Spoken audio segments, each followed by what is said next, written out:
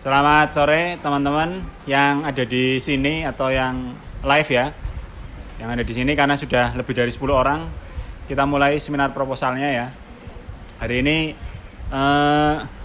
merupakan sesi baru dari Heart Corner bekerja sama dengan Chamber of Us dan Selesa. Terima kasih ya untuk sound system juga untuk ruangnya. Jadi woi kan dan sing efek tepuk tangan dulu. Tap layar ya.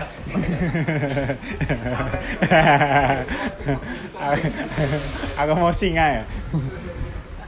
Jadi No Fidelity ini sebenarnya udah lama direncanakan dari bulan apa ya?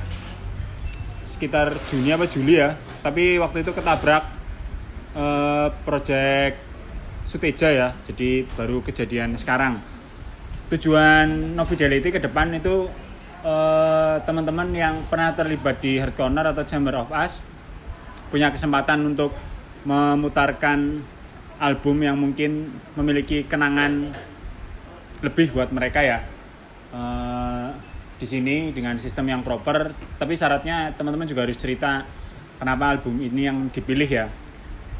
Jadi kalau teori ya harus salah ya. Jadi intinya musik itu selalu merepresentasikan perasaan orang yang mendengarkan ya. Jadi musik itu tidak pernah lahir dalam ruang yang hampa ya. Jadi misalnya kita patah hati, kita punya lagu pengantar apa gitu misalnya. Terus kalau misalnya kita lagi seneng, kita punya pengantar apa gitu.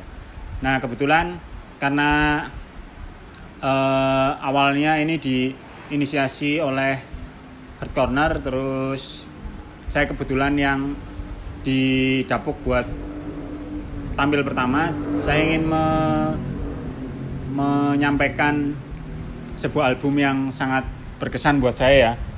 Albumnya ini ya, Iwan Fals Mata Dewa ya. Iwan Fals Mata Dewa ini CD bootleg ya, karena kalau yang ori harganya cukup mahal ya. Saya beli yang bootleg. Terus oh ya silakan ya. Ini CD-nya bootleg ya, tapi Iwan Fals-nya bukan Iwan Fals bootleg ini ya. Ini Iwan Fals asli ini ya. Maksudnya Iwan Fals bootleg apa? Kan sekarang banyak yang mirip-mirip Iwan Fals gitu maksudnya gitu ya. Nah, jadi kenapa saya memilih album ini? Karena saya lahir tahun 87, terus waktu pertama kali kenal musik itu bapak saya lagi sering-seringnya memperdengarkan, dia mendengarkan buat dirinya sendiri album ini ya. Terus waktu itu formatnya kaset, terus ada lagu-lagu yang diulang-ulang sama saya terus ya, sampai saya kehilangan masa kecil saya ya. Jadi untuk memasuki No Fidelity ini saya akan memutarkan 5 track ya dari album Mata Dewa ini yang esensial buat kenangan saya. Jadi kita putar dulu.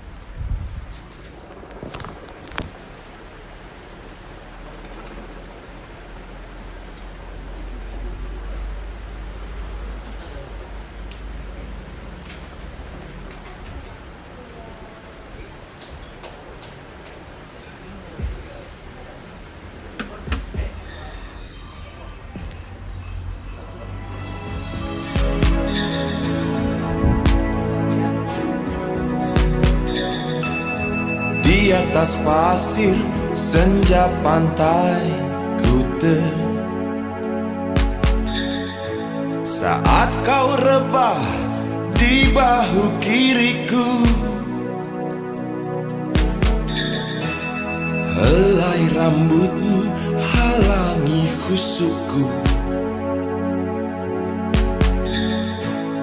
Nikmati ramah mentari yang pulang seperti mata dewa, seperti mata dewa yang menangis. Lupakanlah aku yang menangis, tinggalkan diri.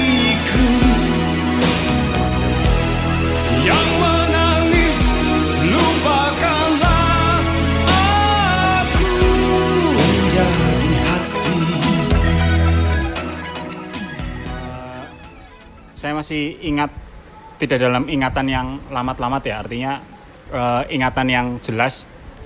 Dulu waktu saya kecil, saya punya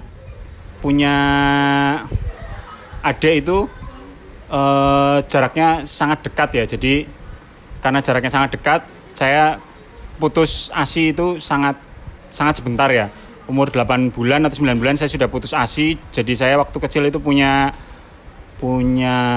obsesi terhadap susu bubuk ya, susu formula, susu Denko.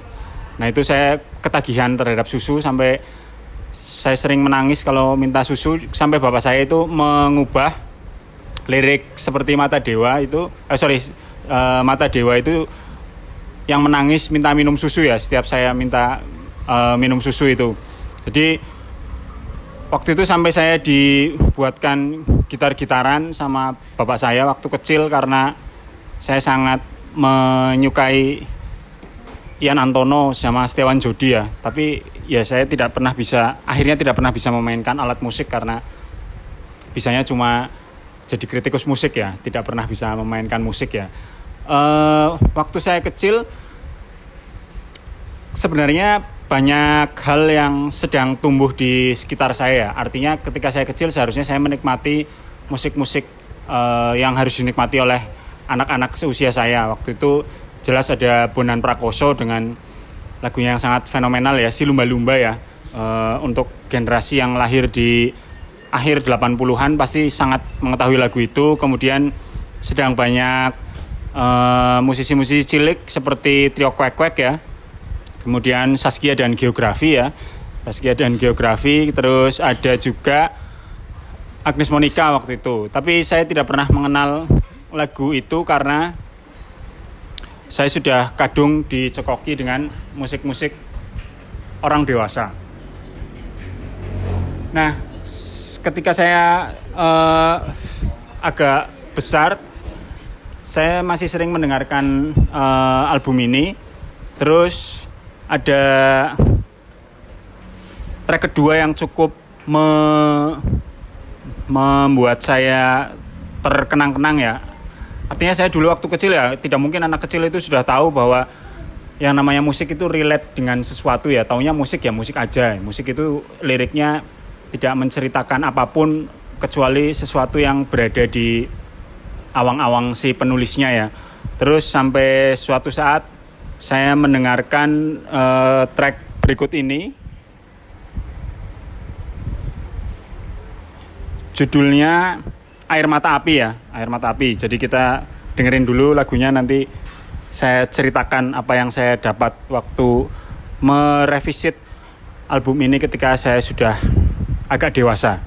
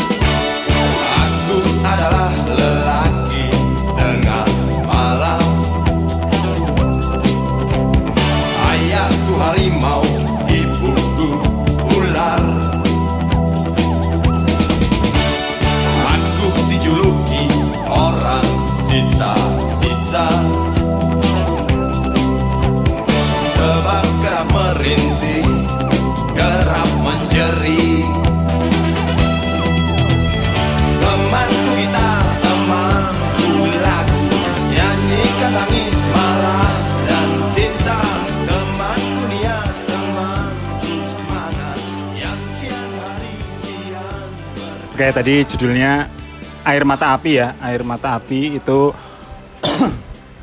dulu seingat saya waktu saya dengerin pertama kali itu saya masih TK ya. Terus saya revisit kaset itu karena dulu di kamar bapak saya itu tempat yang sakral ya. Artinya ada sebuah tape di situ, ada beberapa kaset. Kebanyakan kaset rock dan juga kaset Iwan Fals. Terus banyak sekali berserakan kertas-kertas ya, karena bapak saya seorang peneliti juga.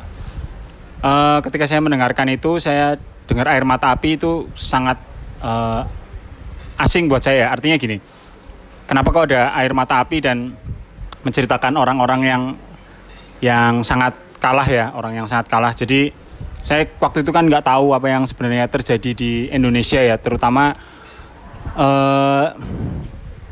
kontestasi kehidupan kita sehari-hari itu ternyata diatur oleh Orde Baru ya, oleh Orde Baru. Jadi yang saya paham itu Bapak sering sekali menceritakan tentang Presiden Indonesia waktu itu namanya Soeharto.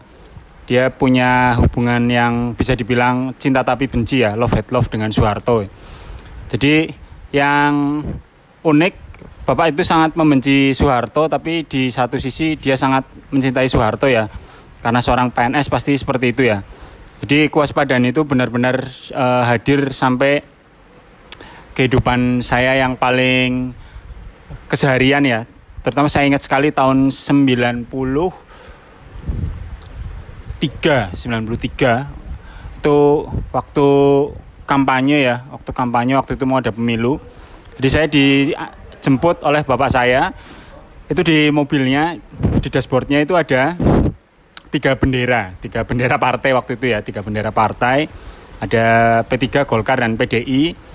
Dan Bapak selalu mempersiapkan itu karena dulu sebelum pemilu itu kan keadaannya sangat rusuh ya, artinya selalu ketemu konvoi gitu.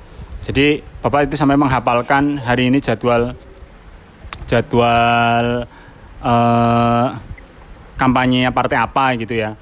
Kalau Golkar itu cenderung santai ya, tapi kalau P3 dan PDI itu saya pasti disuruh duduk di belakang dan mengeluarkan tangan ya. Kalau papasan sama konvoi itu, kalau ketemu P3 itu saya disuruh kayak gini. Terus kalau ketemu PDI yang dulu ya, PDI yang dulu kan logonya Chicago Bulls ya, Chicago Bulls bukan kayak yang sekarang ya.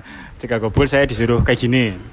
Nah itu saya dijelaskan oleh bapak saya kenapa saya harus seperti itu, untuk meredam air mata api mereka ya, karena mereka itu adalah dua partai yang selalu berupaya ikut dalam kontestasi politik Indonesia tapi selalu jadi orang kalah ya. Jadi untuk meredam kemarahan mereka itu kita harus seolah-olah menunjukkan simbol bahwa kita mendukung mereka.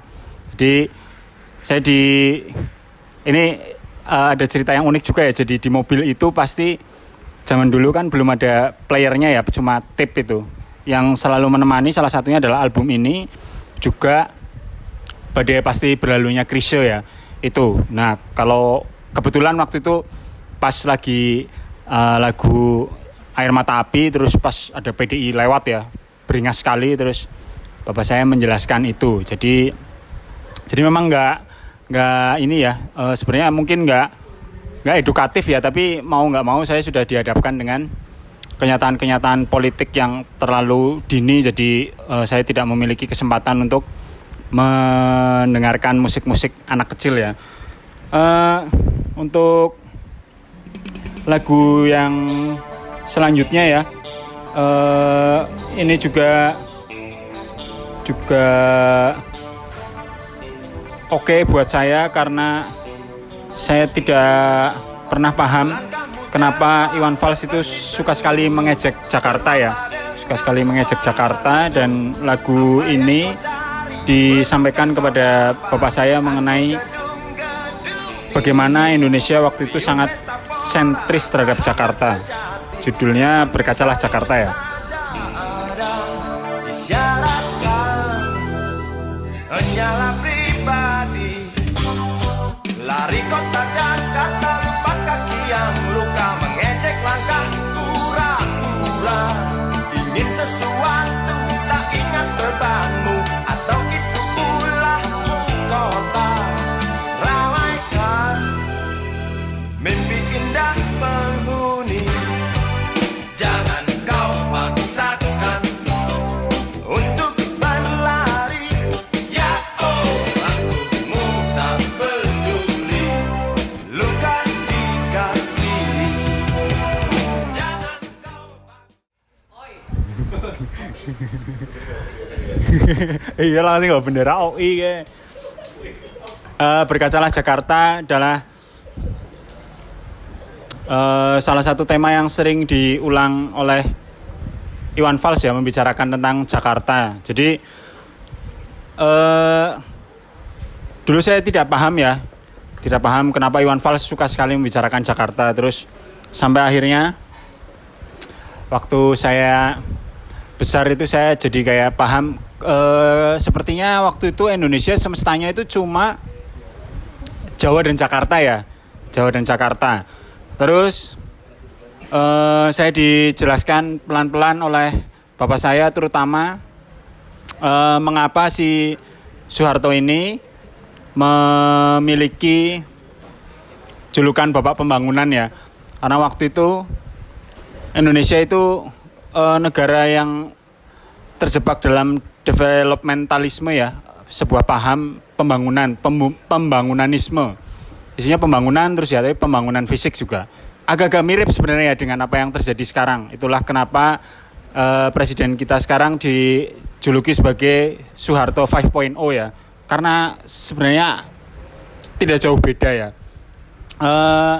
Soeharto juga pernah Iwan Fals juga pernah membicarakan tentang Jakarta di sebuah lagu di album yang lama ya.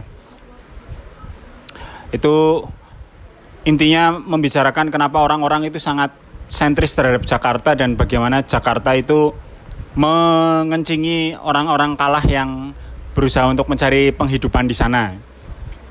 Untuk lagu selanjutnya, lagu yang salah satu lagu ini ya, melo ya, lagu yang melo dari Iwan Fals. Ini dulu sering diperdengarkan ke saya bareng dengan Love of My Life-nya Queen ya. Love of My Life-nya Queen karena ya mungkin agak-agak mirip ya, tapi cerita tentang cinta. Judulnya yang terlupakan.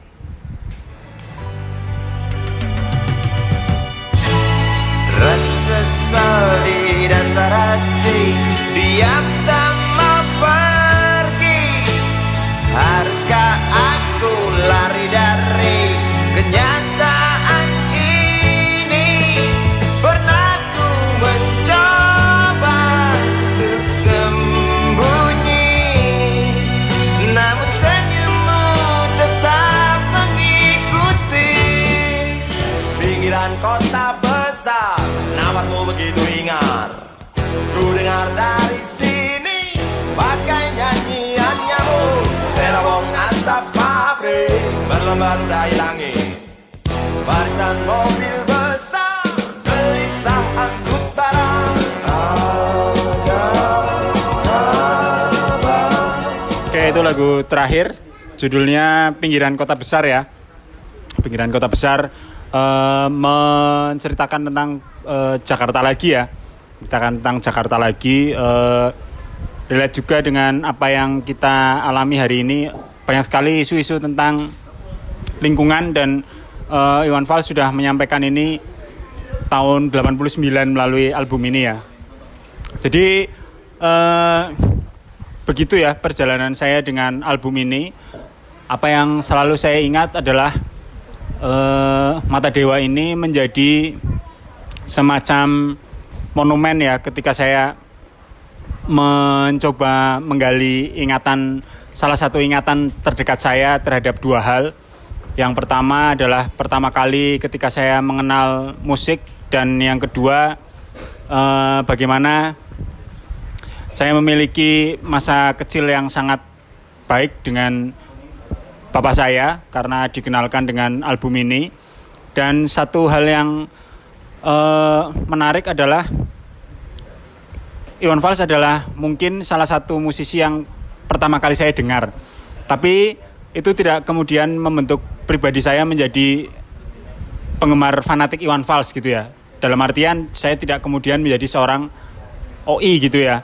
Saya mendengarkan lagu-lagu Iwan Fals sekarang sebagai alat untuk menggali masa lalu saya.